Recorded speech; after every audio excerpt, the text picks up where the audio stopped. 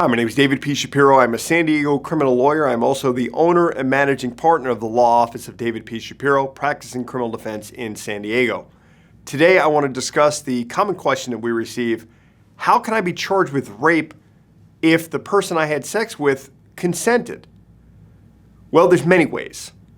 The most common way is if that person was under the age of 18. But for purposes of this video, let's assume that they were over the age of 18.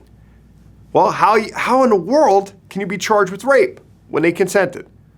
Well, Penal Code Section 261A3 says how.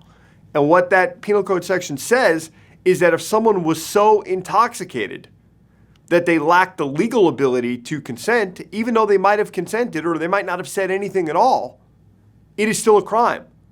And it is still a crime under law in California where you could be punished up to 8 years in state prison the same way than if you were charged with forcible rape, stranger rape, the same type of punishment.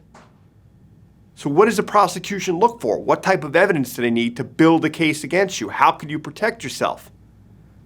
First step, keep your mouth closed. Don't admit you had sex with the other person. Don't admit you wanted to have sex with the other person. Don't admit you tried to have sex with the other person.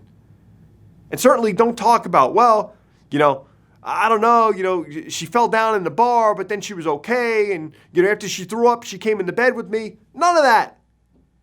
None of that.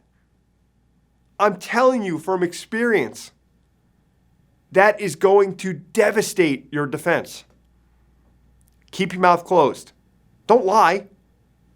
Say this: I politely decline to discuss this with you without the presence of my attorney.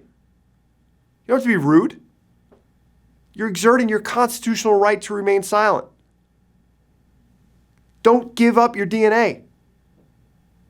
Don't start talking about things. Don't start posting about it on social media. Don't start posting pictures of you and this man or this woman intoxicated earlier that night on social media. Be smart about it, because the consequences of rape of an intoxicated person, whether it's your girlfriend, whether it's a girl you met at a club, whether it's a guy you met at a bar, whether it's a guy you know from work, whatever the case may be, the consequences are the same as if you forcibly raped somebody under law in California under Penal Code Section 261A3. You have so much at stake. Whether you call my firm or someone equally as reputable, equally as competent, equally as skilled to represent you, make sure you make a call.